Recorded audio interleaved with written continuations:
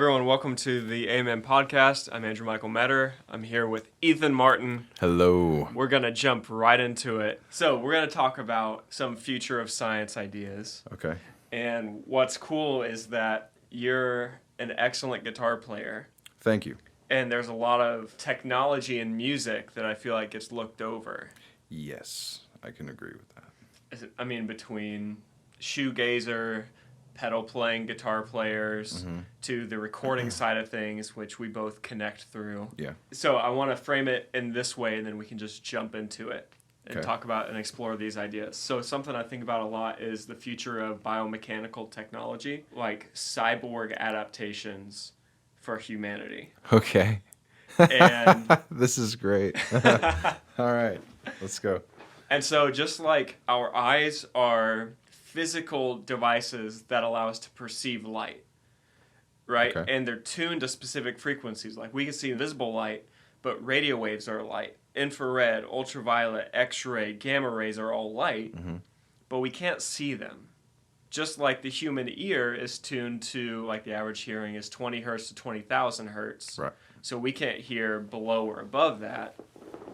And then you think about, like, what does that mean for audio engineers? Like, there's actually a, like, mechanical nature to our hearing that is degraded over time. Right. And some people have a greater ability to hear and listen to things, and it's like that with all of our senses. So imagine our tongues being tuned with specific mechanical devices to taste. That's creepy, man. That is. It's creepy to think about. And so, like, imagine just like light, there's all these different spectrums of light that we can't see. We know they exist. Like, we can perceive radio waves with an antenna to pick up a radio wave, and then we can hear it. And, like, we can hear light. Just imagine a biomechanical tongue that can taste new flavors.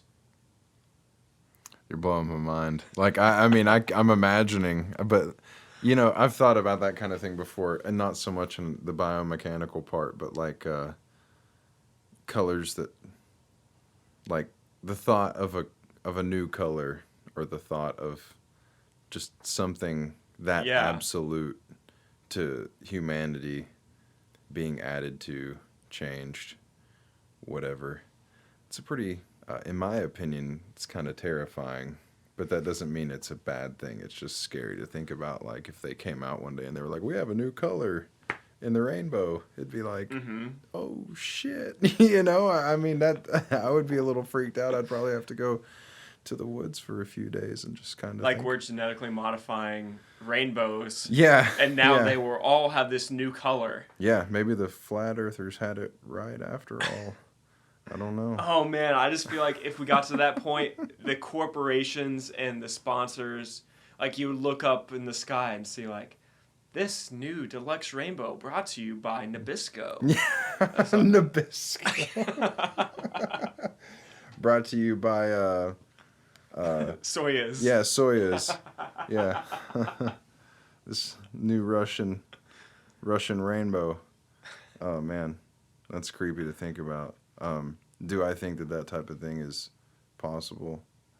Absolutely. I'm sure, you know, if the world lasts that long, I would think that we'll get there, you know. I'm sure there's people out there that would say that sort of thing isn't as far off as you would think. I don't know. Like the smart wallpaper, for example. Have you ever heard anybody talk about that? No, I haven't. Like where they say that in the future you will be able to, like, your walls will be your smart device. Oh, it'll be like dynamic. Yeah, and you can like eat dinner with your family across the world in the same room with them, and you'll be able to, like, virtually interact with this wallpaper to change the wall colors and to watch whatever you want on the TV that is your wall. Yeah. Or whatever. You know what I mean? And Yeah. that kind of thing is, to me, a very small drop in the bucket that is kind of what you're talking about, where those are the things that it starts to lead to, the more and more that we as humans interact with AI and find ways to integrate. Next thing you know, that wallpaper becomes like a pair of eyeglasses, which then becomes a contact lens, which then becomes an ocular implant, which there you go. Now you've officially crossed the line. You've officially done that, and it doesn't seem that far away, it scares the hell out of me personally. But yeah, like I've been over the last couple of years, I've been working on a short story or like novella that's kind of Black Mirror-ish. Oh, okay. That pertains to like bionic eyeballs. Okay. So the idea is like eventually camera technology is going to eclipse the threshold of human vision. Right. To a point where the average human being could be looking at something that's filmed in, let's say, 50K. Mm-hmm. But that's more defined than our eyes are able to see. Right. So at some point, human vision resolution is just capped. Yeah, and I feel the same way with sound. I feel the same way with anything that is being, I don't know what you call it, transmitted in the form of bits or samples in order to replicate reality, And then there's, I think, the whole side of it where you think to yourself, there's always going to be the digital space between each sample, right? No matter how many samples you can squeeze into a space and it gets smaller and smaller, and the space that those bits go into is smaller and smaller, and you can get more and more into smaller and smaller spaces. There's always going to be that like digital separation between those things. So like, is it ever going to actually even reach reality? Who's to even say? Right. Just because you have bigger, more, does not even mean that it's necessarily better. It's going because our perceptions are so crude. Yeah, exactly. Yeah. Exactly. And it's still going to be digitalized. Like, there's still going to be a flaw, even though it's better than we as humans can see it or whatever. I don't know. Like, I guess I've always thought Telefunkins can hear better than my ears can, so it doesn't seem that far off. I don't know. Yeah, and that's what's interesting because microphones are artificial ears. Yeah, absolutely. They're transducers, and they are literally just picking up electricity and changing that into the interface then changes that into ones and zeros, but until it turns into ones and zeros, it's just electronic, I guess, flux, or I don't know, but it's pretty fascinating to think that you can color the way something sounds so dramatically. So we've got upgrades. Like, I've got a buddy who, it was like 10 years ago, he had a cochlear implant. Oh, wow. Yeah, okay. And so he was up for this, like, free upgrade. And so he got it entirely internal. And it was Bluetooth. Whoa. So he could listen to music from inside his skull. There you go. That's it. And no one else could hear it. Yeah. And he could answer phone calls. And so he could have a conversation. Like, it's bad enough when you're someplace and someone's talking in Bluetooth, you can't see it, and then you see them turn, and it's like, oh, okay, joke's on me. But it's like, he doesn't even have that. He's just talking to himself. Wow. Because it's Bluetooth connected to the inside of his head. Man. And so I think about, like, as gearheads, as recording engineers, imagine being able to upgrade your ears to different mic diaphragms. That's extra. That's crazy. And being, like, it's totally, I don't want to say it's a money grab, but it's like, you know, we have in-app purchases. We're just bringing in-app purchases to the real world. Yeah. With these biomechanical upgrades. Absolutely. So imagine being able to EQ your environment. Which you sort of can with the, like your fancy earplugs that you used to wear at rehearsal. But I get I get where you're heading with this, like, and further to that point, imagine being able to not just EQ it, but like color it. Yep. Like color it vinyl, color it analog, color it digital. Yeah, like throw a Kramer tape plug in. Yeah. Imagine on your morning. Imagine being able to send that to tape, like what you hear. So like, yeah, like literally, instead of having to set up a mic to track, you could just, your head becomes the microphone, because your only ears work, are, you know, to a certain extent. But at the end of the day, that's pretty crazy to think about. Like if I was to think, I want to stand in front of this person and I want them to sing and I want to capture their voice as I hear it and record that to Pro Tools.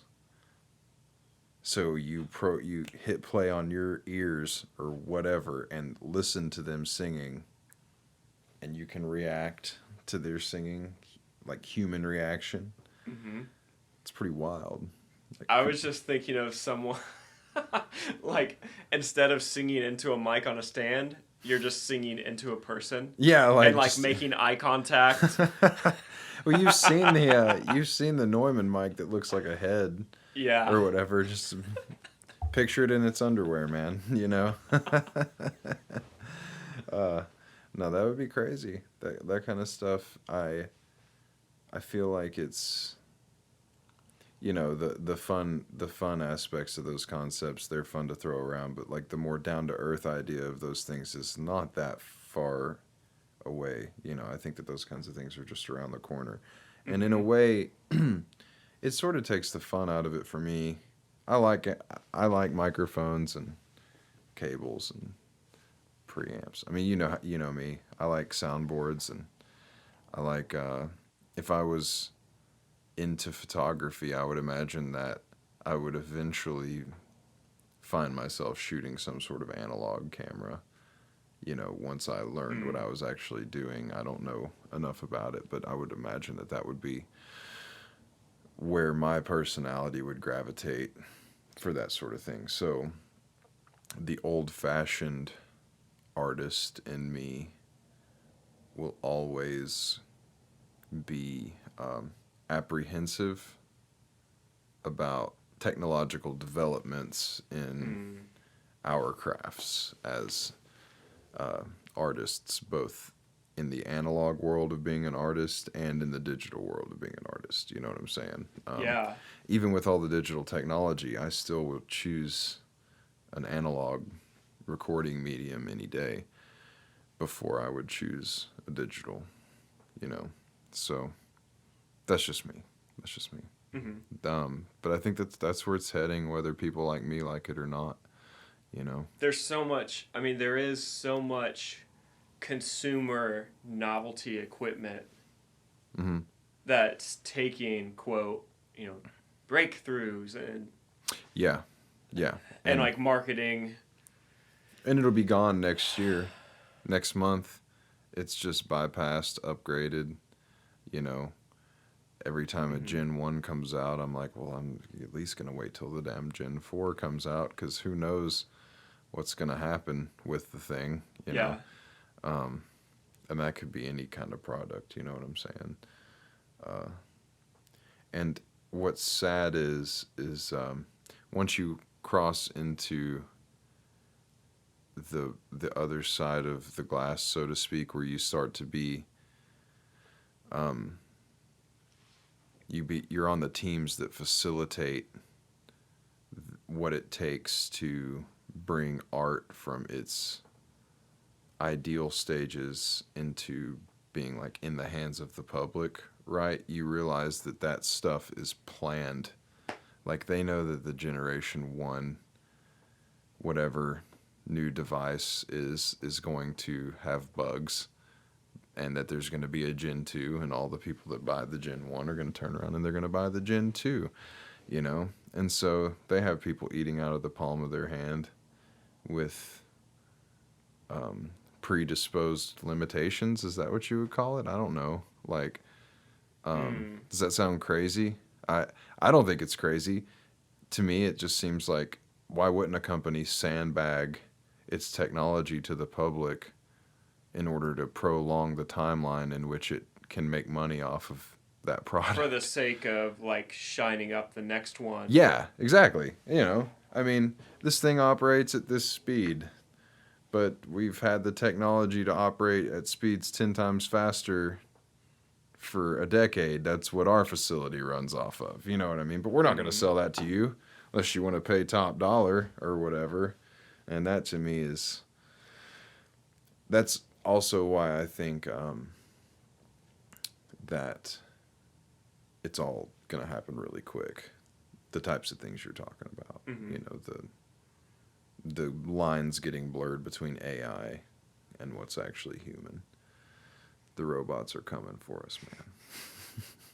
When I think about it, what's stopping us is the interface issue. It's the interface between the electrical and the organic. Yeah. So, like, with the ears, with the eyeballs, how is it going to interface with our brain? Because it's a totally different set of rules. I mean, we have to have an interface for electronic to electronic with mics and our computer. Right. Like, even that has a middleman. There's a scientist at MIT who's dreaming big about this. And I think the story is he lost his leg and he created a bionic limb that's responsive to his nerve endings. Oh, so he, like, everything short of wants to be able to feel his leg there, and or whatever. There's, like, ankle response. Yeah. With it, it's intuitive with the motion of his nerves in his leg, you know, at his knee. And he talks about, you know, imagine the human race having wings. And, like... I want that tail we were talking about. And then it comes down to, like, so you got some serious choices to make. Is it like a monkey tail? Is it a kangaroo tail? Is it like a bushy koala tail? Like, I don't know. Is it like a hippo tail? You know, could be anything. Could be anything. Yeah, I mean, we were talking about fashion earlier. Imagine the options when you've got to pick a tail when you go out too. Which jungle cat am I going to be today? I have to know. I saw a leopard tail on sale at Macy's. I'm just joking. I don't even... Oh, man. Yeah. So, yeah, the interface issue, and I think the eye, like the bionic eye, would be the most appealing to the average person. Mm-hmm. And here's where I see it going. So this is where it gets into that Black Mirror sort of narrative where, so you've got an eye. Imagine now that classism is being amplified and it's being exaggerated because now in society, like instead of going to IMAX, you can go to this 26K movie where instead of giving you glasses, they give you these bionic eyeballs to put in so you can see the detail in 26K, 50K. Yeah. Whereas the average person, let's just say human vision is limited at like 20K. Which how they even know. Right, no one really knows that. Right. I actually sat down and tried to figure it out, and it's just so complex. Right, I can't even imagine. I don't even know where you would start with something like that. Then, like, imagine social media apps in your vision. And there's plenty of shows that explore this. But, like, live streaming your vision, like, that's the new celebrity. Because they have these people, and they're live streaming their life. And from the beginning of their day when they wake up to the end of the day, their entire life is streamed but also produced. Right. When they're sitting at the table, you're surrounded by a team of people that is making sure that your cereal box is facing the right direction when you're looking at it, so the branding manager is happy. And people are, you've got these conversations and interactions, and people are planning scary, spooky, silly things throughout the day to keep their viewers engaged. And imagine the life of that person. It wouldn't even be alive. And then, okay, imagine further, you're tuned in to this stream, right? This stream is implanted into your body surgically, right? I mean, like, you have bionic fucking eyes, okay? Right. And then that little fucking ad pops up in the corner. And you're like, whoa, wait, what is that? And it's like, advertising, bitches. And you can't just turn it off now. It's in your fucking eyes. It's right, you in just there. Look up like, and to the left for the rest of the day. Yeah, and then you really are into some Black Mirror shit, because they charge you to be able to, like, close your eyes and see not anything. I can't. Shoot me now, man. I'm good. If that's what Uncle Sam's end game is, then I'm going to the woods, But that's where I always see that going. I can't help but feel like, as much as we all love working, much as we all love making money, things like that are just totally fueled by capitalism. And I feel like the end game is always going to be like, how can we make money on advertising? How can we make money on advertising? Like, and then the second enough people have subscribed to this new method of viewing or whatever, it's done. Yeah. It's done. If it's your ears, all of a sudden an ad pops up in your ears like it was the radio. If it's your eyes, all of a sudden that little thing will print across the quote-unquote screen, which isn't a screen, it's your thoughts, which is totally fucked. And it'll say whatever it's advertising, and it's something you don't care about at all, or something that some algorithm has assumed you care about, and there's nothing you can do, and it's done. You have surgically put that in yourself, That is the point at which this guy punches in on the old time clock right there. Yeah, I'm good, man. So remember, we were talking about the moon episode a little bit ago. Oh, yeah. And, like, there are people, like, China wants to put artificial moons up into the sky, but, like, I imagine if someone was able to, like, take ownership of the moon, I mean, there's a space treaty which says no one's, the moon is no one's, like, national land. It's open. Right. It's human land. Or, like, it's not even human moon. Land. Yeah, it's, like, no, it's the universe. It's a hunk of space rock. Like, imagine looking up at the moon and you see the Coke logo. Oh, man.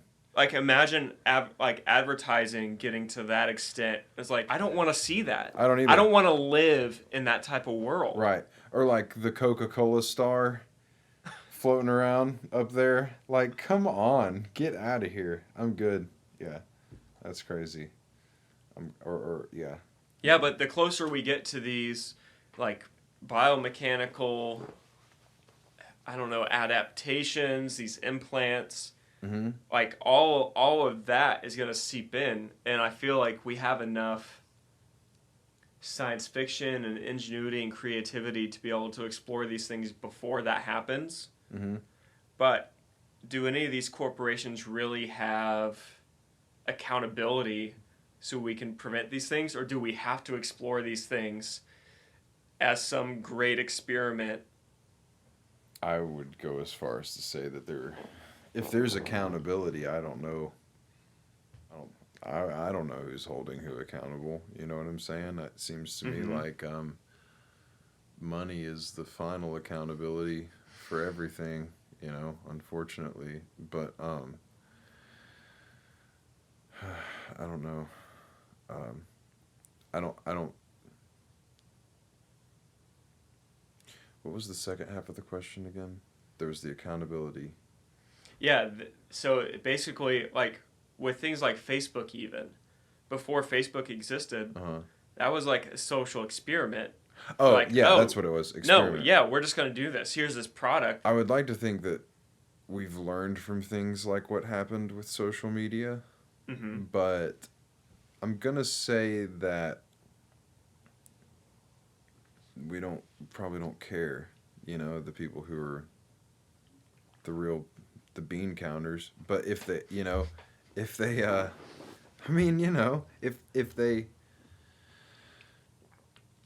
if they do it like that again, and it goes to some kind of astronomical level, it just goes to show that they used social media to create another formula, as opposed to using social media as an example of which types of formulas to avoid, you know, and that's how I feel about it. Do I think that it's something like that would most likely turn into a social or come about as a social experiment? Yeah, because people can do what they want, so that just is what it is. Do I agree with that? The people that would be doing that, in my opinion, really have no business inside someone's head, which ultimately that's what you're doing. If you're implanting something into someone's eyes, someone's ears, someone's brain, or whatever, and it like has internet access, I mean, you're in their fucking head. You know what I'm saying? It's no longer just for medical advancement, or I know that I personally like something that's enabling versus something that's like if a novelty, basically. Yeah, if you are getting glasses, if you want contacts or ocular implants just for basic sight, right? You're not legally blind or anything like that. And then you just decide you want internet access in your ocular implants. In my opinion, that is a leisure, or not leisure, but that's, like you said, novelty, and I mean, it's like walking around with a smartphone. Exactly. Like, are smartphones a human right? Exactly. So, so it's like when I think of it like that, I think, me personally, I want nothing to do with that. I don't want radio waves to be able to access the inner workings of my brain. That doesn't sound anything short of totally creepy, So I think what we need to do is we need to judiciously legislate these things proactively. I think that starts with little things like data rights, like just humans having the right to their own free-floating information that they're not even aware of that's out there, Yeah. And each person having the right to their own file, or whatever it would be, of information pertaining to their personal lives that's been gathered by all these major corporations like Google and... I mean, so imagine, like, the basic framework that we have is a free service with ads, or you pay and get no ads. So imagine, like, the ocular implant, and you're browsing the internet and your visual interface that's laid over the real world, like Right. the actual analog photons that are coming into your eyes. And you can pay for a service that doesn't have ads. That's horrible to think about. Doesn't it freak you out to think about? Like, to think, like, you have to pay... You've seen the Black Mirror episode where they ride bikes for credits. Oh, yeah, and then yeah. the credits go to not having porn advertisements, right? When they're trying to go to bed. Like, can you imagine closing your eyes and having to pay yearly to be able to, like, just see black or darkness when you close your eyes, to be able to go to sleep and not close your eyes? Yeah, and that's see, like, terrifying to think Pepsi? that you like that's a basic human necessity is sleep and rest. Absolutely. And to think that, that type of control could be asserted over your person is, well, that's some George Orwell shit right there. I just can't handle it. I feel very passionately about this because like with exploring dinosaurs being remade, right? There's several headlines throughout the years, people trying to take, amber DNA that was found and turn it into a viable dinosaur. And everyone, like the public outcry is generally, yeah, well, haven't you seen Jurassic Park? Look how that ended up. And it's like, okay, like I squirm when I hear people say that because I think most of the time they're being genuine and serious. Right. That a science fiction idea would play out in reality. Like, it's science fiction. It has a certain set of predicated elements for story and narrative. Yeah. That are used to engage you. But I guess I just wanted to say, I hate it when people say that. Let it be noted. I really dislike it. Be like, oh, haven't you seen this? And it's like, that's not an argument. Like, that's not a reason. Yeah, that can't be why you don't think that we should create dinosaurs. Anyways, I think that just because a Black Mirror episode exists, right. Like, that shouldn't be... Like, we shouldn't name the legislation after that episode. Right. We shouldn't, form it off of those things. We should explore those things using, psychoanalysis, lots of different scientific methods that have been vetted. But at the end of the day, I do think things like anything that is disrupting your autonomy. Yeah. Like, I can see a billboard there and not look at it. But if something is within my... Yeah, if it's stuck in your visual plane... I think that's criminal. Yeah, I really believe that's criminal. And it is... of human rights. Like, to some degree, even evil. Yeah. Even if you are, gullible or naive, and you're like, I don't see a problem with it. So here's what I want to ask you. Okay. The government has seatbelt laws to protect us. Yes. Does the government have a responsibility to legislate these things and protect us from these things in the private sector? Yes. Absolutely. Because it is... I mean, I'm not sitting here saying, bionic eyes are the way of the world, but technology, technology though in general is the way of the world now, and with technology being that it's moving so fast, so fast in this time period, I think that it's leaving a lot of gray area that the people who are aware of that gray area have just been kind of letting it slide because no one else really notices. But now people are making noise, and I think it's really important because, I mean, I don't know about you. I would assume I know that you don't want Google to know your daily life and your daily activities and everything, but I definitely don't want that, you know what I'm saying? And I think that there's a big responsibility for people to in the general public to become aware that this is a thing. Mm-hmm. And then there's an equally big responsibility, if not astronomically larger responsibility, on the powers that be to give people their next generation of human rights, which is basically the right to your data, the right to have privacy on the internet the same way you would have privacy.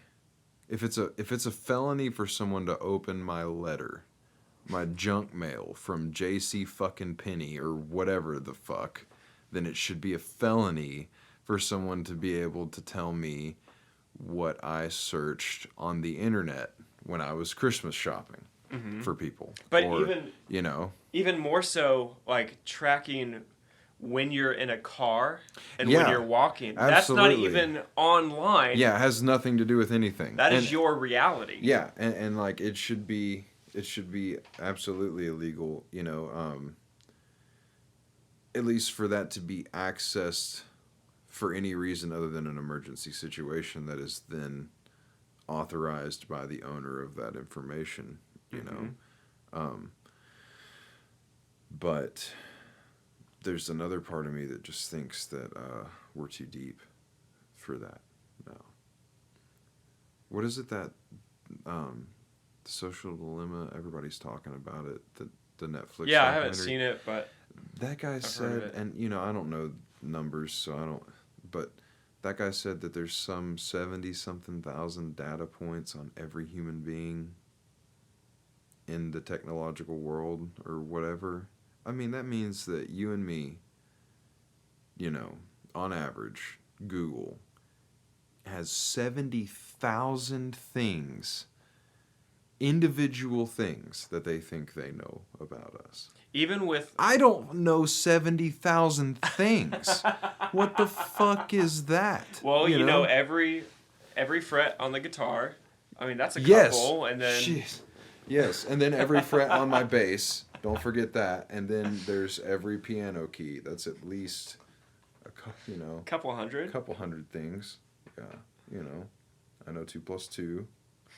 I know hop on pop, and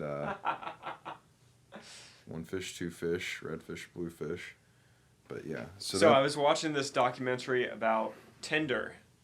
Okay. And I've never used the Tinder app. Same. Never downloaded it. Happily married. Cheers, mate. And this documentary was exposing, like, Tinder goes deep. This woman in France printed off her history. She got it when she found out.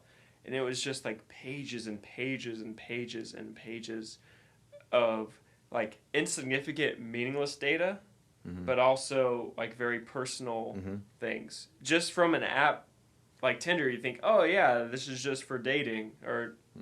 people use it for whatever. No, everything is like that. That's crazy, man.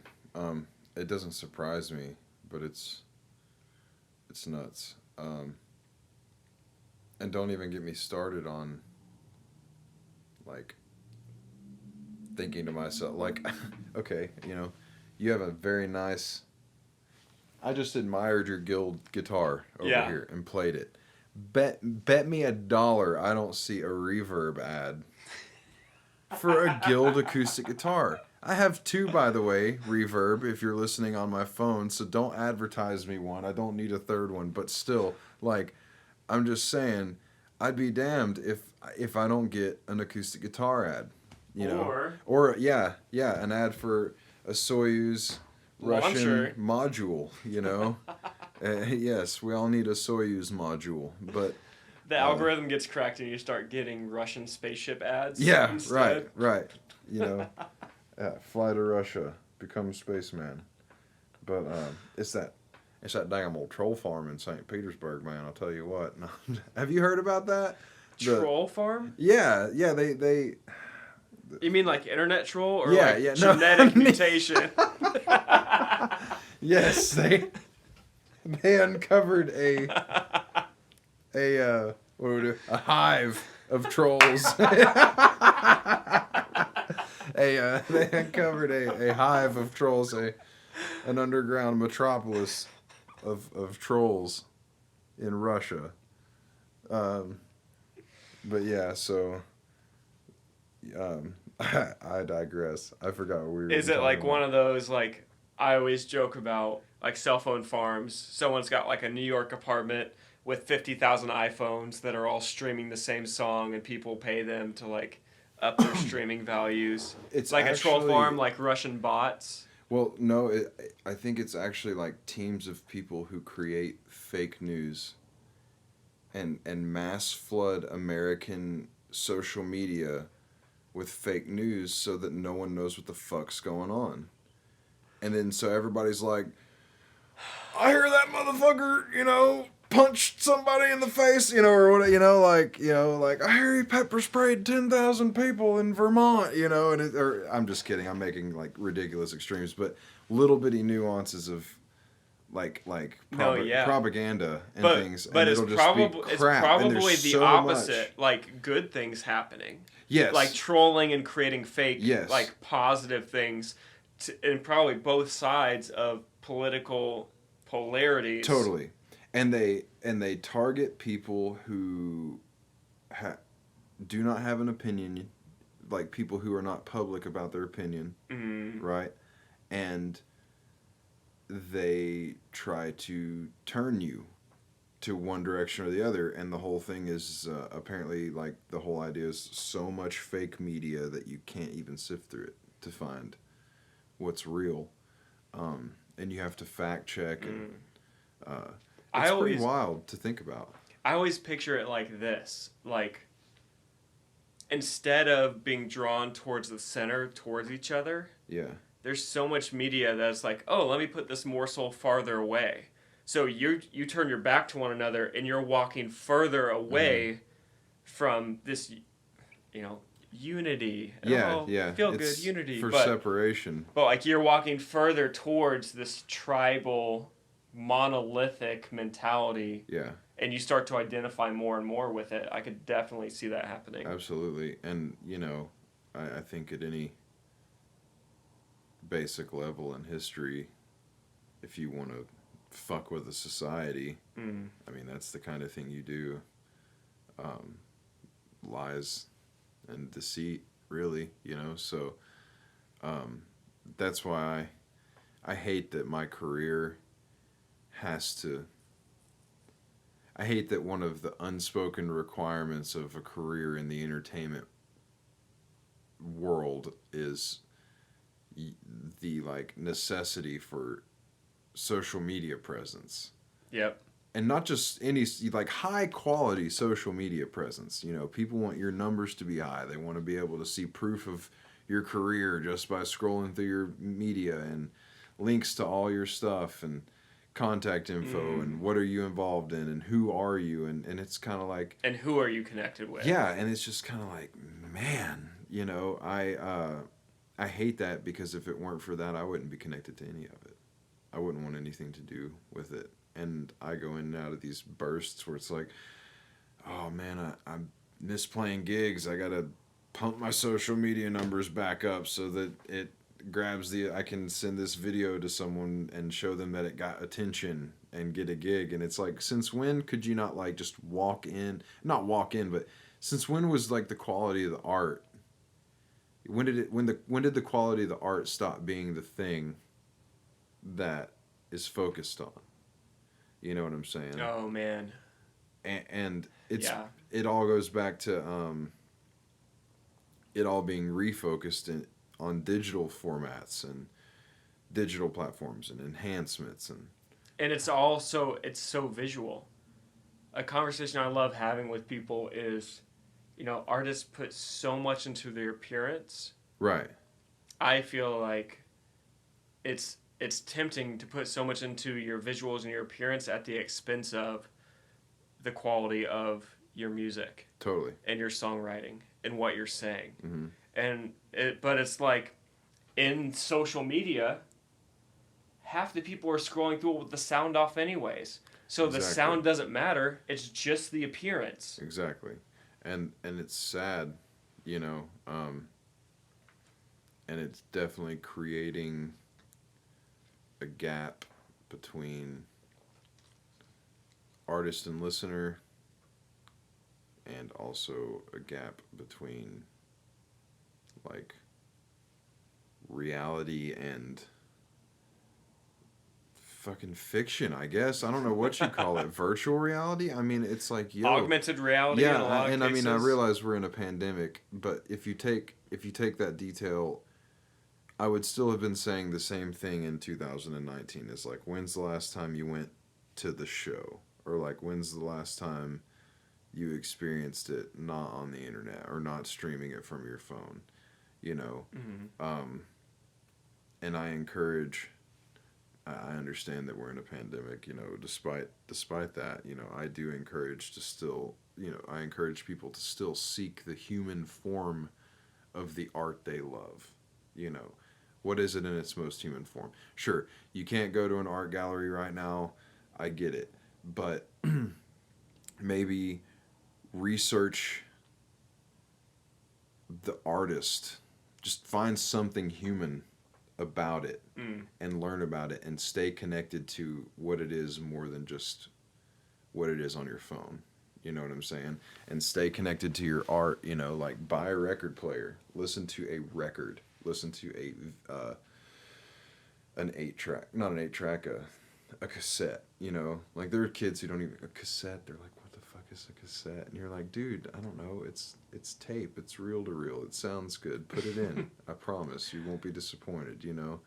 And then when the time comes back, I encourage people to get out there and experience in person whatever it is. I'm not saying go, I'm not over here like go to live shows, support local, you know, like that's not what I'm saying. I'm saying like get your ass out there, buy tickets to shit, go see whatever it is you want to see. Live music is so magical. It is. Like, absolutely. I mean, to go somewhere and to see animals of the same species. I mean, dude, creating and playing live. We were front row at the Whalers.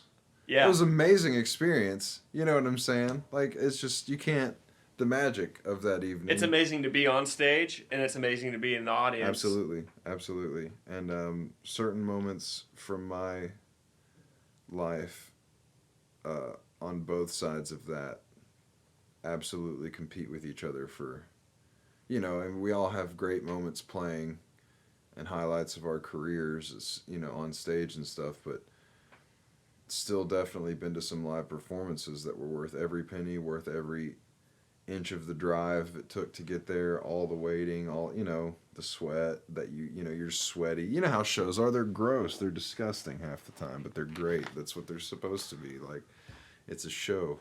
It's grimy, you know? But, yeah, to get back to the point of what I was saying is just I encourage people to find ways to be human about it, you know, and find ways to dig into history because it's getting snuffed out. I don't know if you noticed this, but they're changing the songs on Rudolph the Red-Nosed Reindeer. Have you noticed this?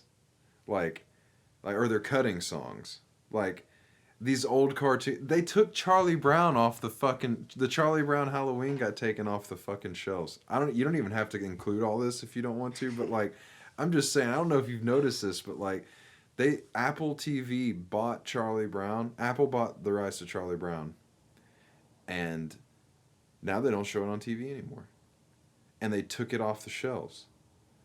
If you now want to access Charlie Brown, it's selling for about $130 a copy on eBay. Charlie fucking Brown. Or if you if you want to, or you can get these Microsoft Ocular implants, and it comes with your. And the original Rudolph, like they cut some of the songs out of it, you know. Or like if you watch the Andy Griffith Show, they're cutting pieces out of it. Like just all these, I use these things because they're just like classics that still make it onto TV, you know, and Christmas movies are a big part of that, you know what I mean? Imagine them remixing old musicals, like The Sound of Music, but with like a trap. Oh my gosh. Like I can't trap sensibility, like putting it. hi-hats and bass in every song. It sucks because, you know, the digitally remastered copies of like Beatles stuff will come out and that's cool, I get it. You want it to sound like what they would have, if they were creating that music in this time, like they would be doing the full spread, but isn't it cool to kind of hear, it with like the best they had at the time, like that was what they had at the time, like, you know what I mean? And that's, I mean, imagine if they did that with books.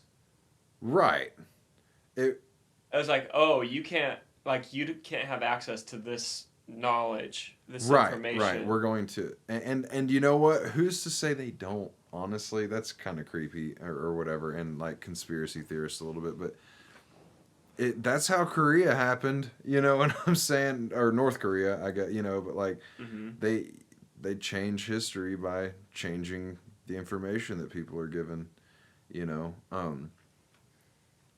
or just take parts of history out, and not that I think like making edits to Rudolph is gonna ruin the course of the world, but I think conceptually changing art is a big deal, especially when it's not biased in any direction. It's like literally you just like hacked this thing. You're still showing it on TV. You didn't deem it, you know, you didn't put it on a Canon somewhere or whatever. Like you didn't deem it not viewable by the public. You just botched it and then showed it to them. Like, what's the point? Why?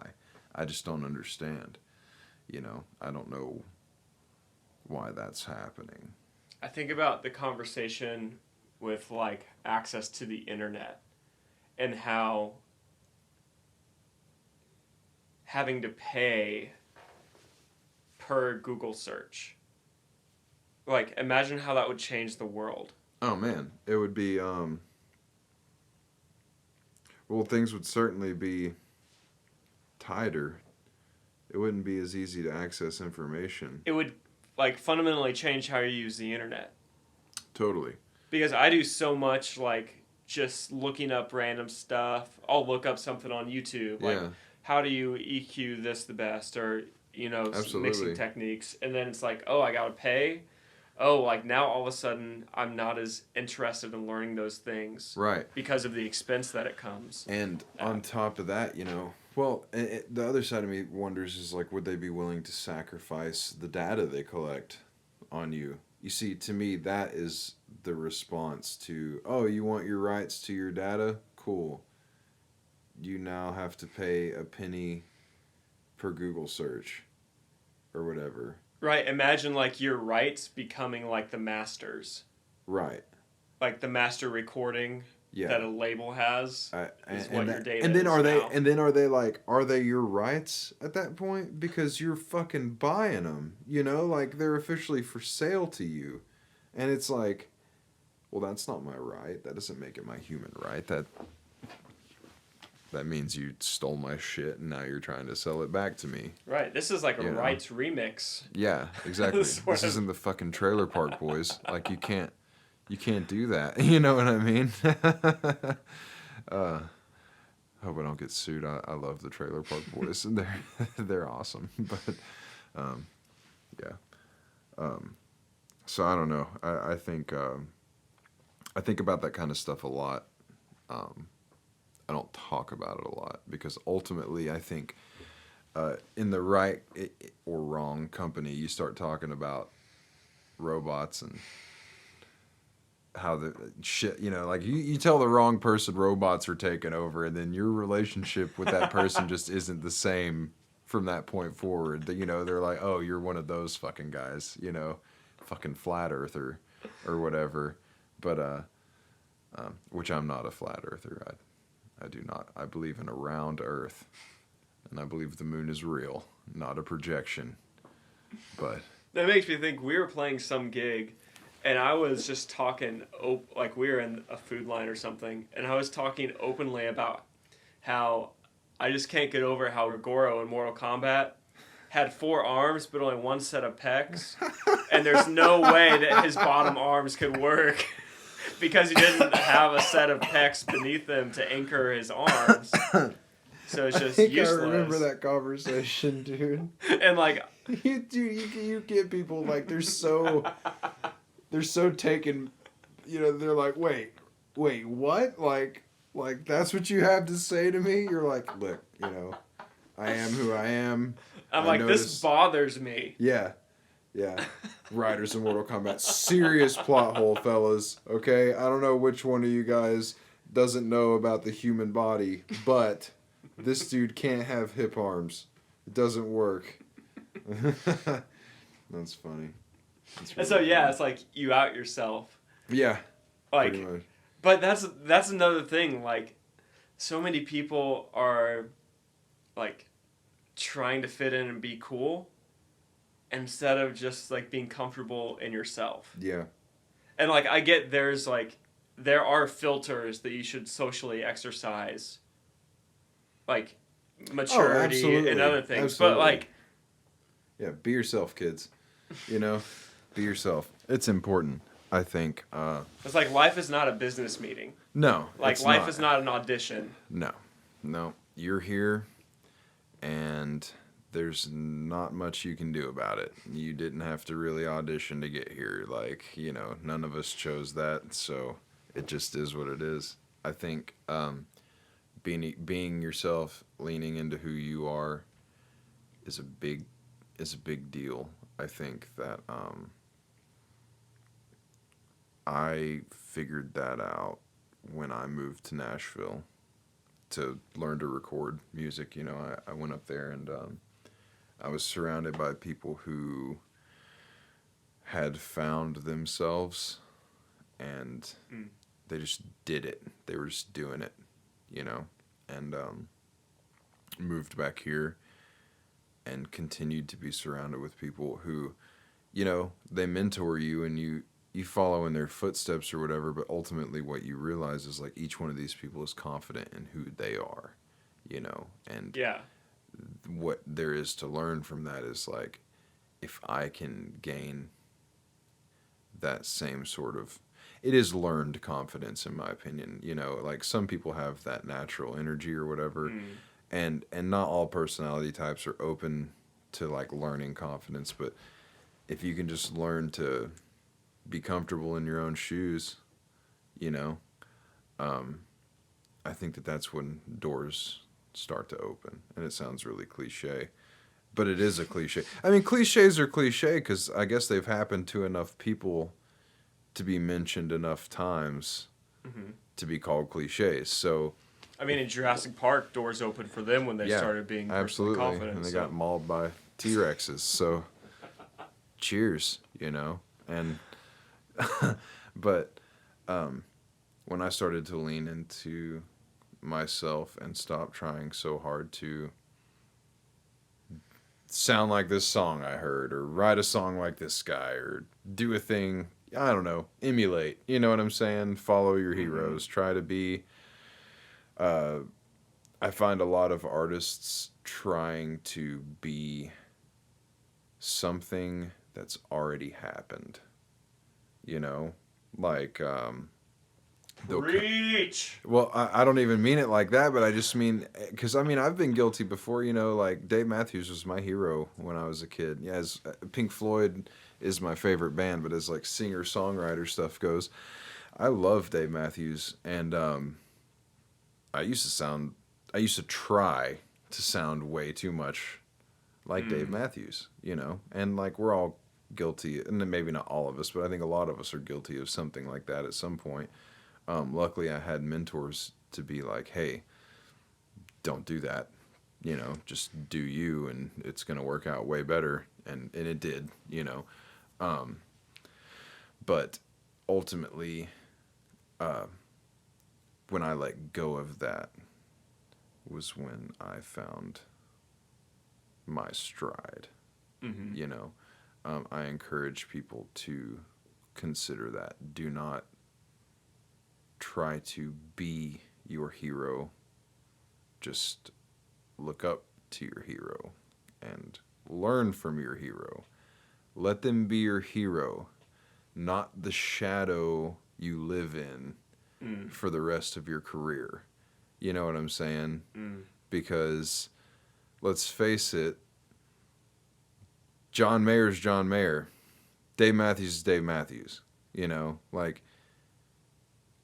anything, everybody. You know, like any major person like that.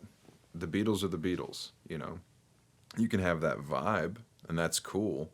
But if your sole mission is to be exactly like something else, and then you want that to parallel with the same extreme instant success that person, group, artist, doesn't even have to be music, mm-hmm.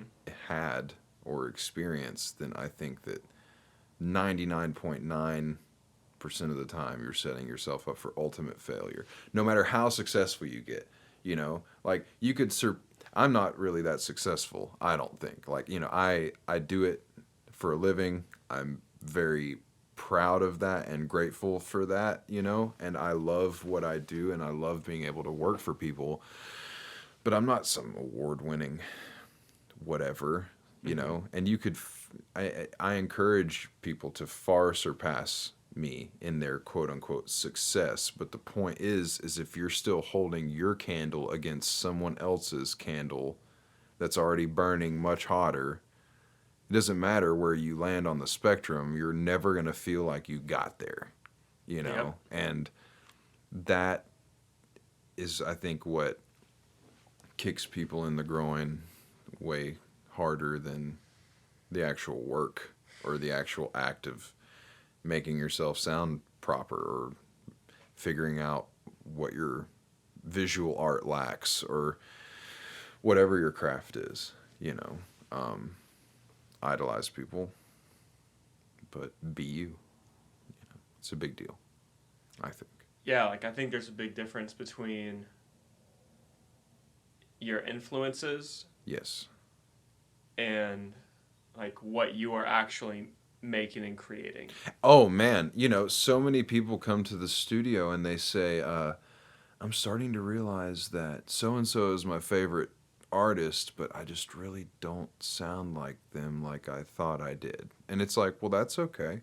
Like, don't. That's gold. Yeah, it's like, hey, don't beat yourself up just because you don't sound like your favorite singer. Like, it doesn't make it good or bad. It just means that you're not a genetic clone of that person with their exact thoughts and actions. So neither is anybody else. Congratulations. You're on the same playing field as all of us now, you know, and you're kind of shooting yourself in the foot before you even get to the starting line if you are basing your entire career off of an image that is not your own.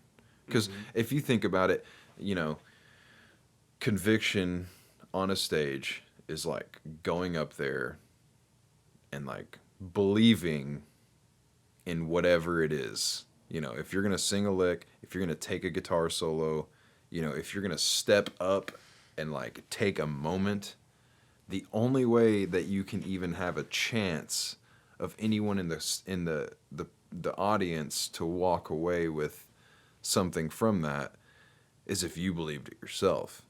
Because, I mean, if you don't believe it, how are they going to believe it? You know? Like, you can make the audience so uncomfortable if you're not confident. Oh, dude, yeah. Like secondhand embarrassment type thing where it feels like you're watching The Office or something and you're just like, oh, man, what's he going to do now? Like, you know, it couldn't get any worse than the last episode.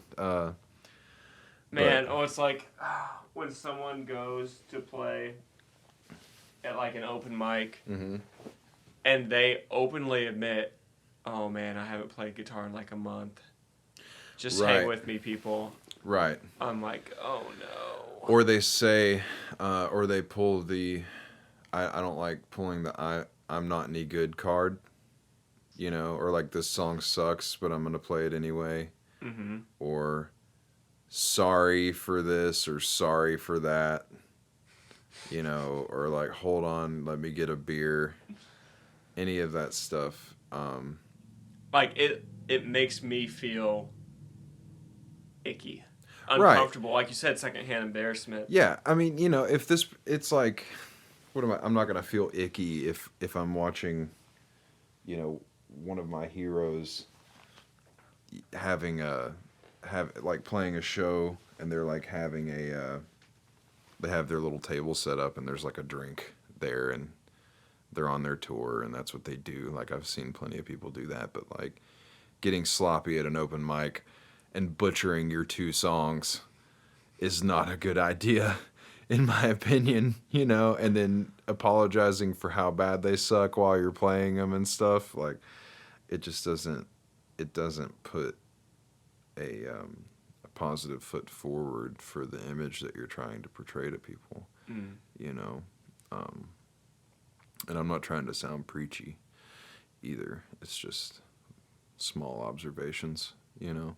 Well, it's like we both, like, one of the other possible topics for this podcast was, you know, like professionalism in the music industry.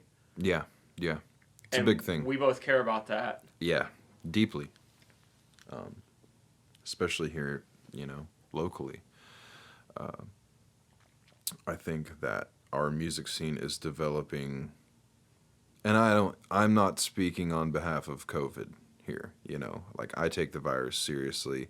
I wear a mask. I think that that's a good thing, you know. But I'm not going to let it kill my spirits, you know. And there is still serious growth, even just, I don't know, spiritually in the music scene. And I don't mean that from like an organized religion standpoint. I mean like the spirit of the artistic community in this town is ever growing ever more fruitful all the time, even though we keep on kind of getting kicked while we're down, you know, as is every town. Losing Songbirds was devastating for me personally. I love that place, you know. A lot of really unique memories there for me personally. And national and, dare I say, global gym. Oh, snap. I mean, global is absolutely how I feel about it. When that suffered, that was the beginning of, that was when we really went to our knees, you know, and I think we've kind of been getting kicked while we're down ever since a little bit. But you know, I noticed that, you know, the schedule at Arch stays full, and Arch being the studio that I work at for the people who are listening who don't actually know. And people are grinding, man. They're not quitting. And they're still collaborating, and they're still creating outlets. And I mean, Ben VanderHart's got Yellow Racket going. I mean, yeah, I'm a huge fan of that. You know, I mean, excellent record like, store. Dude, me and him met the other day and just hung out and talked a few weeks ago, and just a good soul, man. And he believes in it, and that's the kind of thing that's gonna persevere, you know, regardless of the actual outcome of these brick and mortar establishments. Though I do hope to see them, you know, remain. I think that the people behind these establishments believe in something much more than just a building, and that's what's gonna that's the glue, you know, Arch included in that. You know, I'd like to think that our team over at that studio, we believe in what we're doing, not just the building we're in and the knobs that are being turned and the buttons that are being pressed. It's like the idea is there as well, and it's hugely important. It floods over into the live scene. It floods over into things like this podcast, you know. It goes across the board. The standard is raising. The bill is raising. The attraction to the city is raising. The traffic through the city from major artists is growing. It's only a matter of time.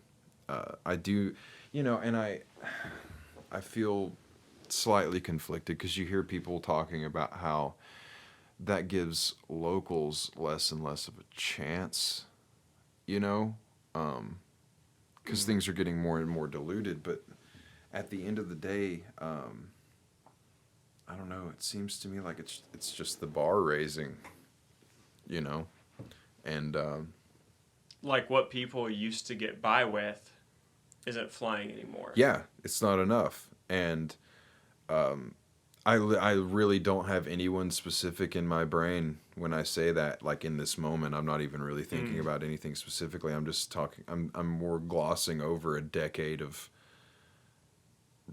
intermingling with people and just meeting and shaking hands and trying my own things and passing and failing and making a goober out of myself too. I mean, we've all been there, you know, like we all do things on a stage that are like, you know, let's scratch that off the list. This went well. Yep. That not so much, you know, or like this song I'm never going to play again or whatever. There's so many more things I've scratched off than I've put a check next to. Absolutely. Absolutely. And I think that it's like your ability, not ability, your your response to that is really what creates success. Because if you get mad every time somebody is like, hey, have you thought about this? Then, I don't know, what are you going to do when you're in the room with Rick Rubin or whoever, and this guy's expecting like nothing but pure excellence, and you think that because but you were ready to quit because somebody at the bar told you needed to work on your singing or something. It's like, well, just take it for what it is, move on, you know. I think professionalism is a big deal. I'm really grateful. Like, a lot of the most recent, like, especially during COVID and quarantine, I've really reduced, like, the number of people that come through. Mm-hmm. And the people that I have had come through, I'm just so impressed with. Like, their approach to music, taking it seriously. Yeah. Like, I kind of have a general conversation the first time I record with someone and just say, like, one, I feel like something that's really important to say nowadays is, like, listen, there's no funny business here. Like, I'm never going to, like, try to, like, hit on you or, like, do sexual things. Yeah, absolutely. Here, like, this is a professional environment. We're here to work, have fun. That's not on the table. Yeah. Like, that's not what this is for. Yeah. And absolutely. I've also had people respond and have so many stories where they're, like, relieved when they hear that, just to clear the air of it. Mm-hmm. And the sessions that follow that are, like, we can be creative, fun, silly. We can share, like, what we self-identify as stupid, quote, ideas that you're, like, when you get into a recording space, you're like, oh, no, I gotta give premium. I gotta give the most. And it's, like, it's silly, it's fun, it's childlike. And it's also, like, the artist responds, and I can press them more, and I can say, let's redo that take. Mm-hmm. You know, like, that was flat. I could fix it, but I want us to grow too, and I want you to nail that. Yeah. So you can be proud of it, and you can say, yeah, I did that right. Yeah, absolutely. And that is such, like, I treasure those moments. Like, those real moments in the studio with someone especially who can, like, take the back and forth. Yeah, the back and forth is important. I have seen so many people get inside their own head about the back and forth. And in my position, I mean, you produce music as well, and I run into it. I've run into it a lot in my career. People are not used to, or they're not always prepared for you to look at them and be like, hey, this thing. Because everyone they've ever played to has just been like, yeah, sounds great. And hey, you know what? That doesn't mean that they were lying. They may have thought it sounded great. They may have not known that you added a tick in that space, and now you come back in on the 2 by accident, and you just need to start a tick earlier or whatever. But like, sometimes you try to have that conversation, and people just malfunction, man. Like, they just malfunction, and I don't know what it is. I guess I've been there, you know. So yeah, PSA on that. If a producer or an engineer that you are paying, you are paying them for their professional opinion, you are paying them for their time, you are paying them to record you, looks at you, and in a respectful way gives you constructive criticisms or things that they think can improve the results of your time there, do not get mad at them. Remember, you are paying them to help you. That is their job. You are not, like, they work for you. You don't work for them. And if they're worth their weight as an engineer or a producer, you know, they know that they're working for you. It's a team effort. It is You're a team not effort. fighting each other. Yeah, and if you tell them what they want, what you want, you know, like, up to a certain extent, don't let them tell you to fuck off either. You know, like, if you say, hey, this needs to be slightly louder because that's just how I'm hearing it, if they tell you no, remind them that you're paying them. But on the flip side of that coin, if they look at you and they say, hey, I actually think that the frequencies here in this thing that you want louder are going to make your vocal sound quieter, but we're showcasing the vocal. So I would think that maybe we should explore it this way first. We can try your way as well. That doesn't mean they're telling you to fuck off. That doesn't mean they're telling you to suck, that you suck. You know, that just means that they've been doing it for 20 years or whatever, and they're hearing a thing that you might not be trained to hear, you know. So it's all constructive. It's all objective. It's called objective creativity. And that's like the word of the day right there is objective creativity. Yeah, pretty much, you know. Kids. Like, it is. So, I don't know. Little things like that. Yeah, like even just that attitude, like, yeah, for that to be added to the spirit of Chattanooga and our artists, and for, like, I mean, that does come with trust. Oh yeah, like, you got to trust someone and, like, be on the same wavelength as someone. It's a big deal. But additionally, I mean, like, my attitude is, I want to be the best that I can be. I want to grow. Totally. I want the music that I make to constantly get better. I want to get better at expressing my ideas sonically and, you know, lyrically.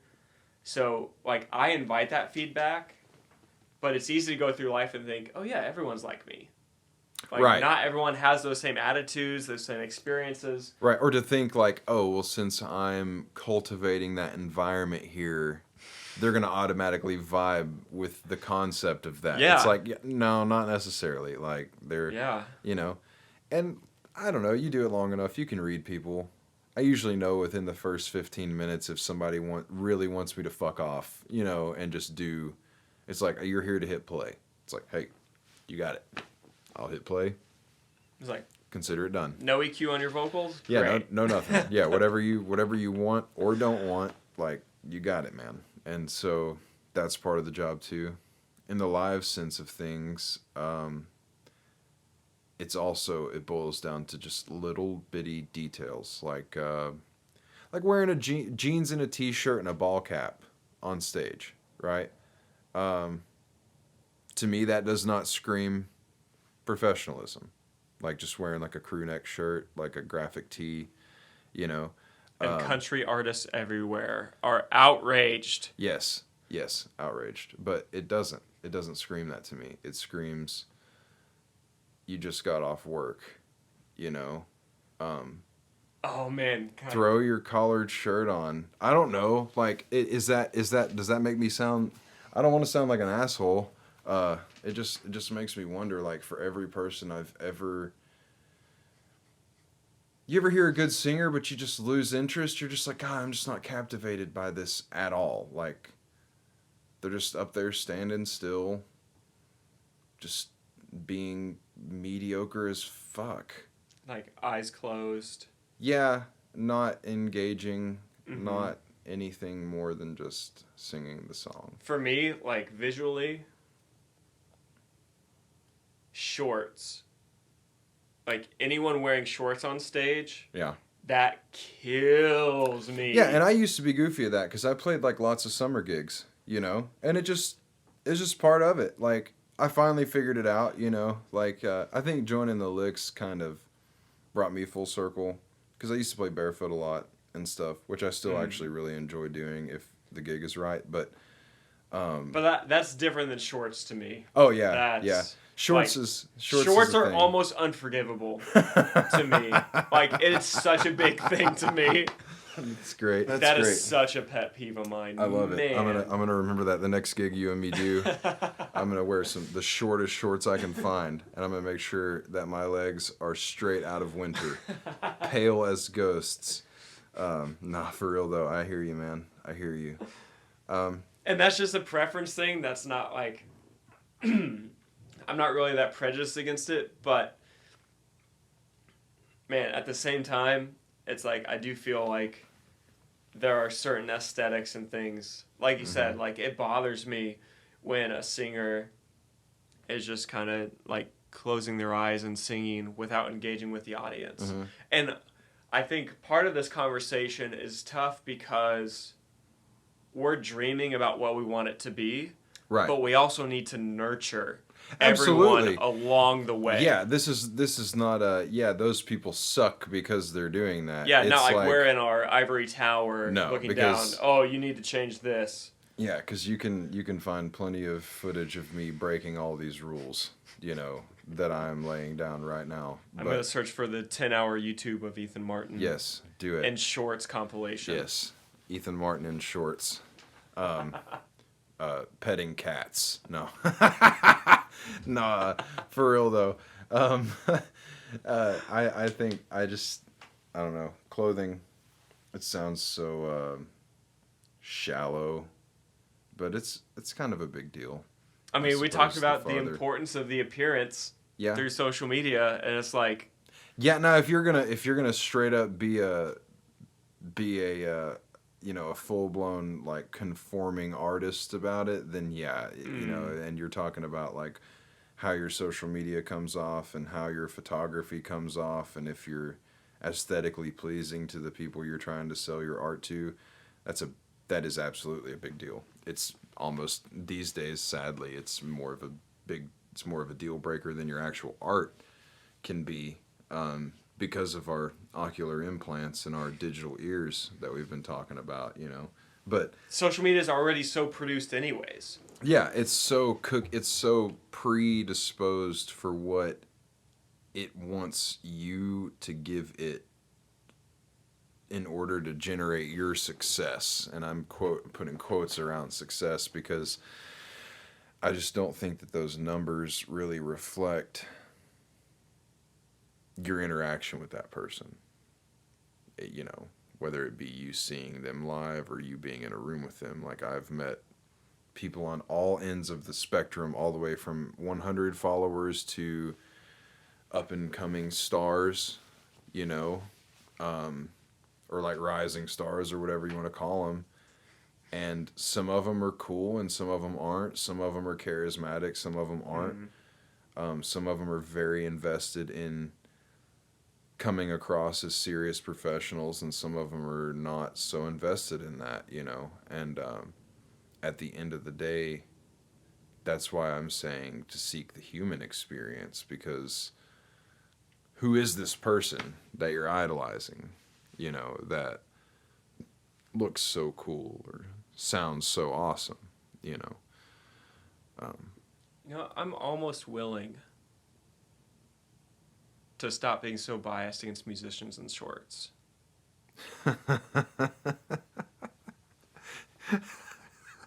I'm almost willing. You're like, how can we reform these people?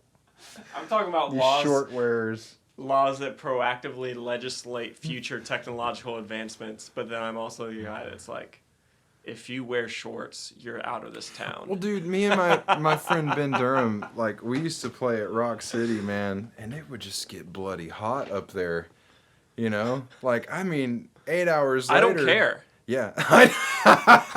Your face. Oh, the conviction.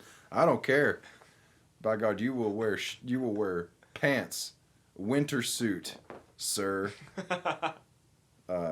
Yeah, absolutely. Yeah, I don't know. I get where you're coming from. I don't think, like, I absolutely don't want to be coming across as a hater, because that's not what it is. It's definitely just like, hey, I have this conversation with people all the time. How can I take my career to a professional level? How can I start my career? How can I get noticed as a singer-songwriter?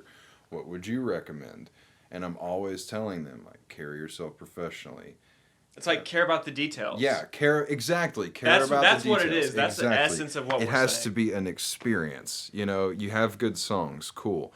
That is your ticket to ride, and that's it. You haven't even stepped up to the starting line yet. I remember when I finished my record, like Jason was my, one of my mentors, was pretty much just like, congratulations, you've reached the starting line. That's what he said. Congratulations, you've reached the starting line. And it really was a mind-blowing statement for me, because it took me like 5 or 6 years to make that record. I should say us. It took us 5 or 6 years to make that record. And we had breaks and gaps, but at the same time, that's a really long time for someone to look at you and be like, hey, congrats, you now can begin your journey as a performing artist. You're just kind of like, whoa. And that's just the music. Now, like, how do I look like I sound? How do I tell people my story in a captivating way? How do I separate myself from everyone else who's doing this very thing? And I don't think I personally have even come full circle with the answers to those things. I do know, however, that it's like you said, it is in the details. The tighter the details get, the farther along I see careers go. It's like, I would rather shorts be an intentional decision. Yeah. With purpose. Yeah, shorts and a bow tie. I want to see a bow tie in there, and then we can talk. You know what I'm saying? Polka dots only, please. But tall socks. Or like you could do the short shorts with the 70s double stripe knee-high gym sock look. The basketball. You can have it all. Explore your style, kids. Yes. But whatever you do, make it intentional. And when someone looks at you and says, did you do that on purpose? You say, you're damn right I did, sir. And then you shake their hand. And then you walk away like you don't care. No, I'm kidding. You don't do that. You cool guy, then. Yeah, you cool guy. To the guy. greatest extent. Yes, you put your sunglasses on, and you get on their motorcycle, and you drive away. But yeah, if I was, not that you asked, but if I was going to hand an official piece of advice out while I'm sitting here ranting about professionalism, I would say focus on the details, step outside of your comfort zone, do the things that you consider embarrassing. If you've never worn an outfit on stage, get an outfit, wear it on stage. If you've never done a meet and greet, do a meet and greet. If you've never thrown an event, throw an event. Even if 4 people show up. If you've never, just whatever it is that you've never done that you've always been like, no. Do that. Tomorrow. People feel like you have to, it's like you said, when you're comparing your candle to someone else's. Yeah. Like, I've been getting ads lately about, you can't compare yourself now as an artist or producer to everyone that you see, like, in the ads. No. You can't, like, that's suicide emotionally. Absolutely. And I met with, I worked with some guys about a year ago from New York, and a couple of them were Juilliard students, right? And they were, one of them, I was asking them, like, what kind of calls do you get up in New York? And they were dropping some names, dude, major artists that have been major artists for a long, long time. Yeah, bless you. And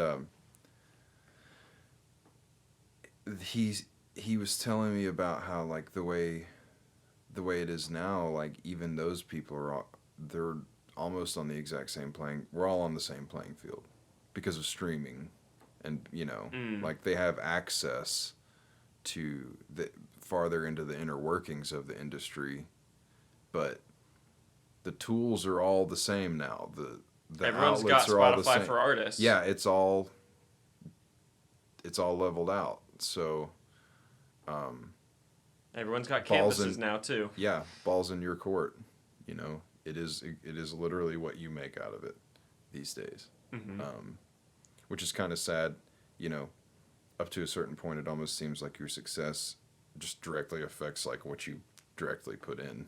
You know, oh, I made this video and I wrote it as far as I could, but now I'm spent. Got to make another one. Ride it as far as social media will let me, or whatever. I don't know. It seems to be the way of the world. But that's what you got to do to chase it. So, yeah.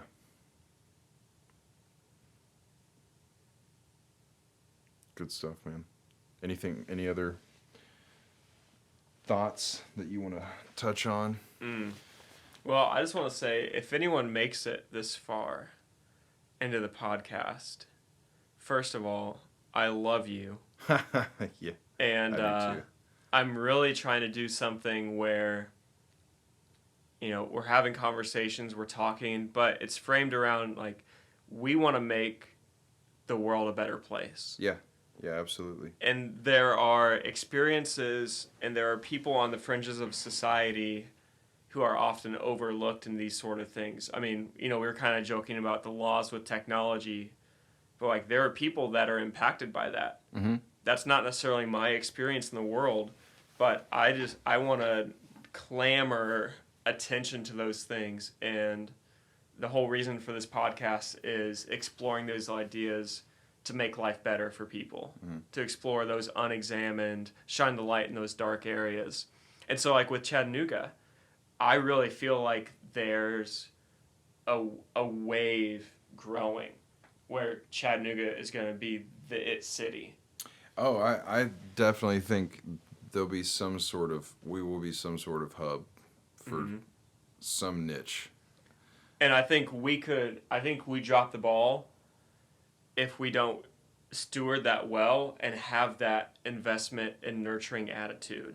Oh, like, yeah. I don't want it to be the type of thing where only the cool cats get to play. Yeah. Like, I want great art to come out of the city. I want great relationships to be had in the city. Absolutely. Around all of that. And running right alongside of that, I want those things to be earned just like in any other city, you know? Like, I want it to be justly so. Yeah. And I want the professionalism to reflect, and I want the city to reflect professionalism. And, you know, I hear more and more, you know, like cats in Chattanooga can play. And it's like, yeah, you know, we're not Nashville yet, or LA, or New York, but there are a lot of people here that are grinding hard to make a name for themselves and getting better all the time. And a lot of people that make quiet headquarters out of this place. And they're in and out without anyone knowing. And I think that that's really cool. I think that that's the kind of thing that will help us grow and help raise our standards, you know. Studios continuing to invest in themselves. Hopefully the live scene will have its rebirth before too long, and we can all go on about our day. And I'm hoping for more opportunities for local artists that are serious. Yeah.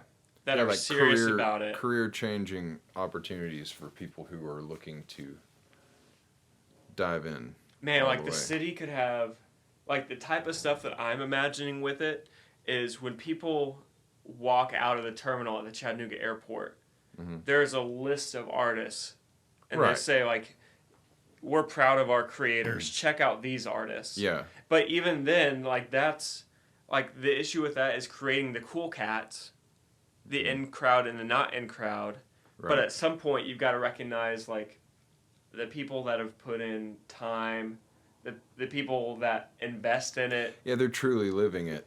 Yeah. You know, I mean, they're truly all or nothing about the growth. Mm-hmm. And that's where the real fine line is. And I think that, you know, a lot of artists will tell themselves that they are in that percentile until they get hit with that first real downer, you know, or that first real challenge where someone's like, hey, I'm actually not about to ask you to sing better or play better. I'm actually about to ask you to consider changing the way you look or not acting like this on stage. I'm asking you to consider doing this instead. I'm asking you to consider taking whatever you consider to be your thing and completely getting rid of it and Like, starting I'm asking you over. to grow. Yeah, exactly. And change and evolve. And that's a growing pain.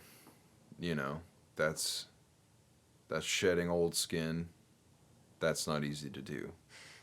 And with that growing pain comes the liberation of the new you, whatever that may look like for whoever, you know. Mm-hmm. But until you're willing to step out of your comfort zone and go searching for that glass ceiling is kind of there, you know. So that goes all the way from wearing certain clothes on stage or for certain types of gigs.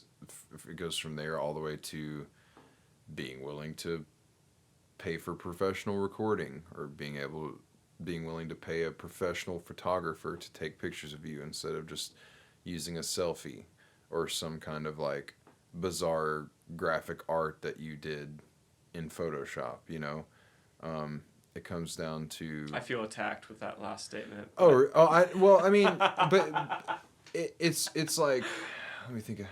I get the joke, but you have experience and you collaborate, you know, and like I know you well enough to know that if you're like, no, I need a thing done and this is the guy to do it, like, you'll do it, you know what I'm saying? So like, it doesn't count versus someone who's just being cheap about it, for example, or just like they just choose not to because they want to do it all themselves and they want full creative control. And it's like, man, but you know, you're in this box, you know, like this person does visual art for their job. Like, you don't think that maybe they have a decent logo idea for you? I don't know. So just being willing to invest in yourself, being willing to invest the time into yourself, practicing in front of a mirror, finding ways to hear yourself back, practicing to a damn click track. I say again. Oh, come on. Practicing to a click track. Oh, Lord. Little things. Woo!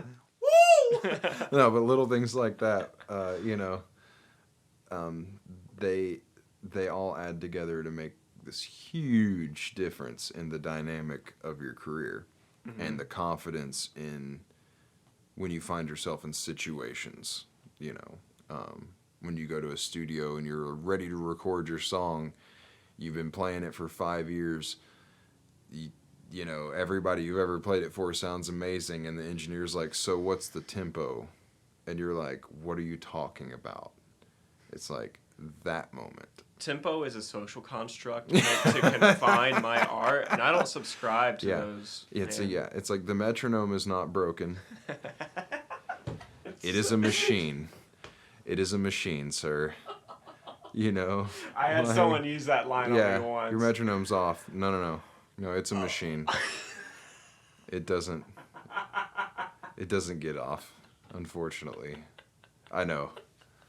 I'm just as frustrated as you are. I think I just swept it under the rug. Yeah, like, you're like, okay, try it again. Let's just do it without. So faster or, but you know, little things, man. Just little progressions. Yeah. Fight those frustrations and be you. Do your art.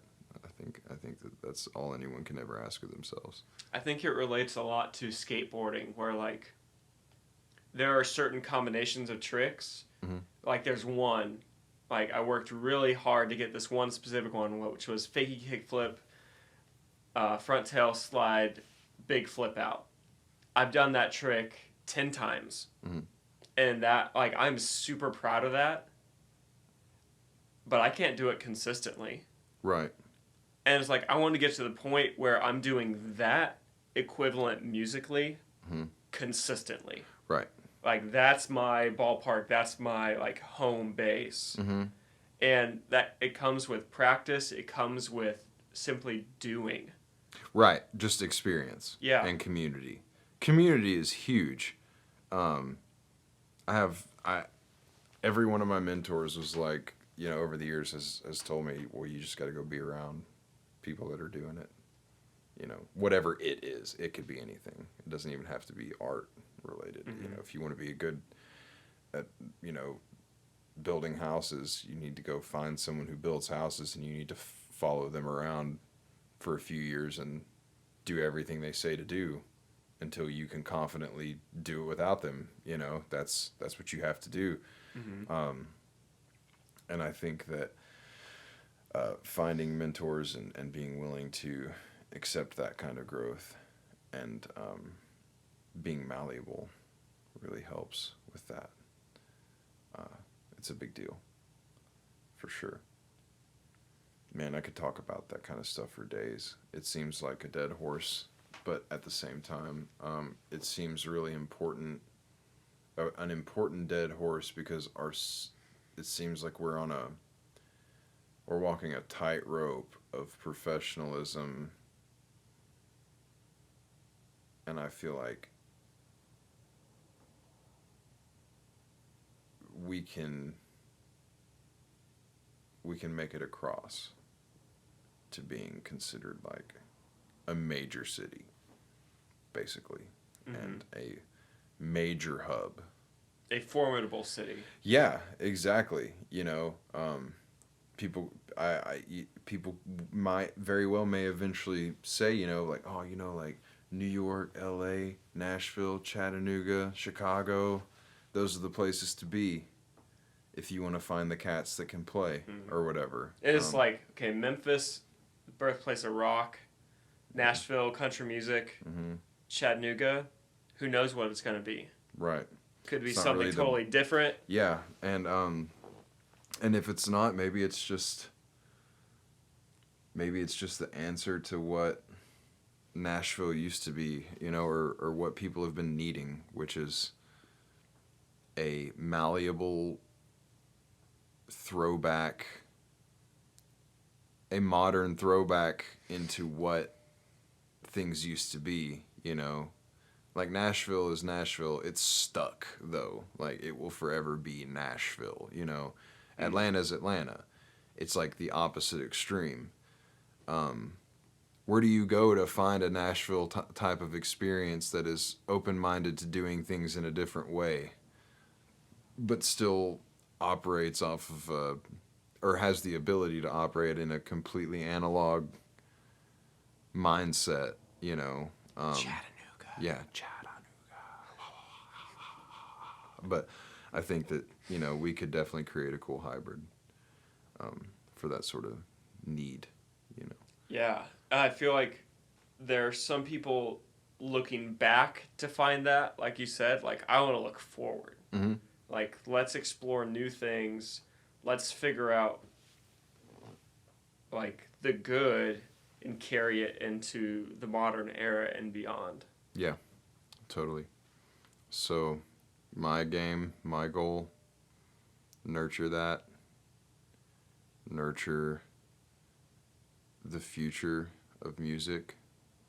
Don't let the old ways die. But don't be so ignorant to think that you can ignore the new ways either.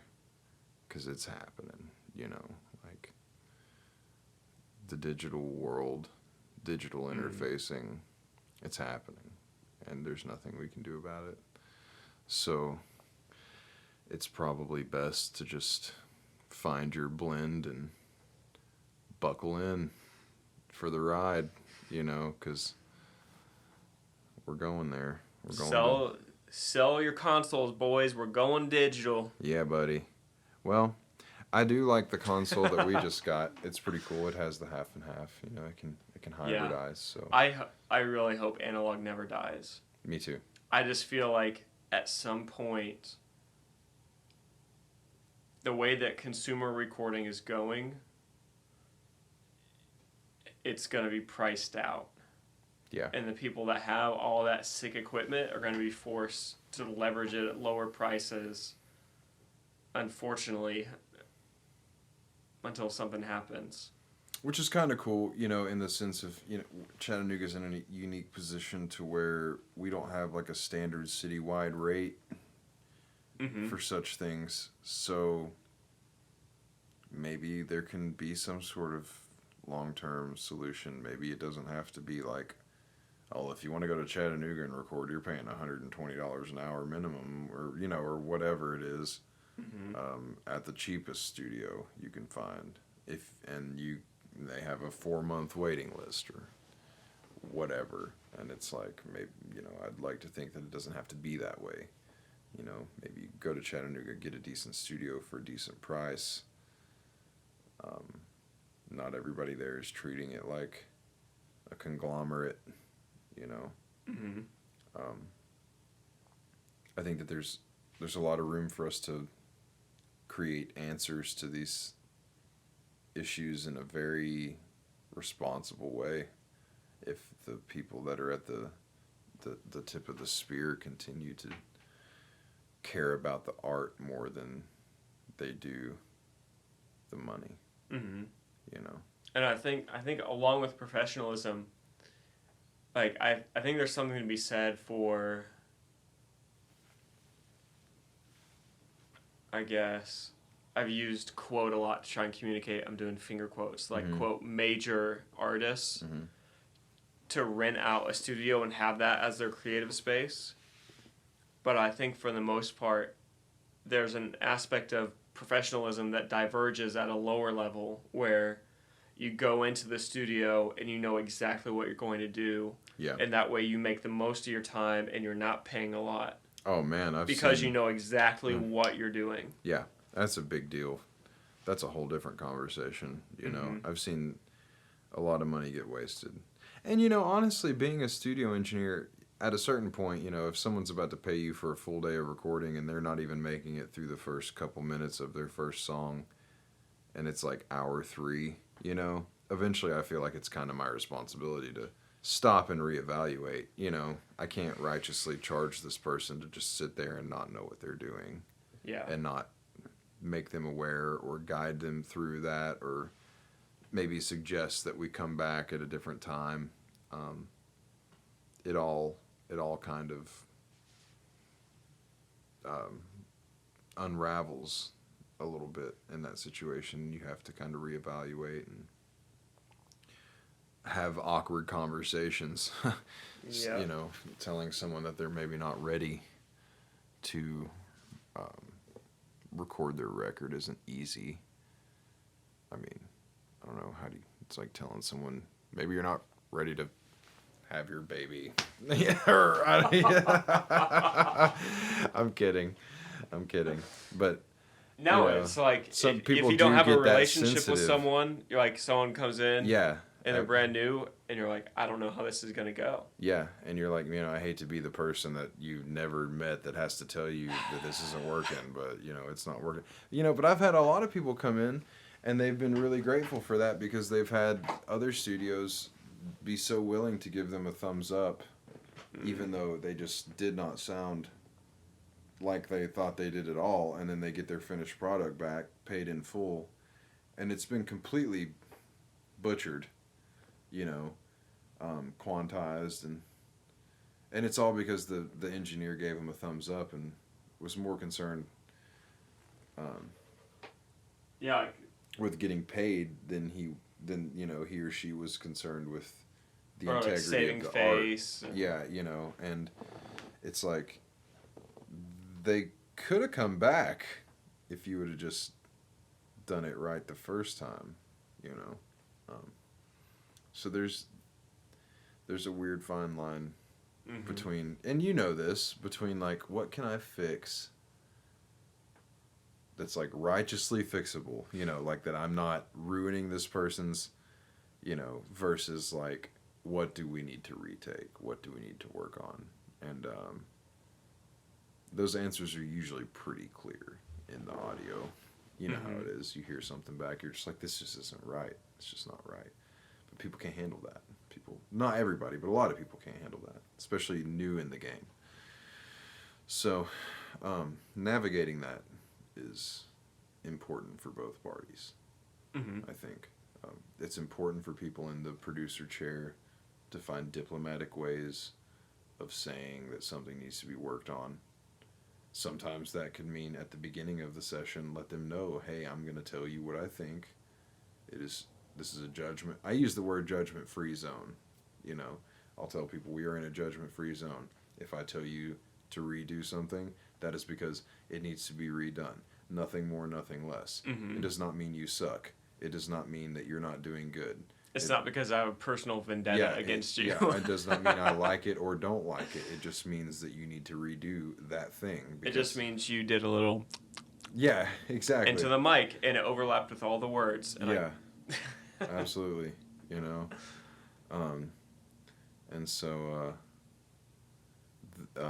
on the flip side of that coin, like I said earlier in the podcast, it's your responsibility to realize, like, this person is working for you, and if they're worth their weight in what they're doing, then they have your best interests in mind.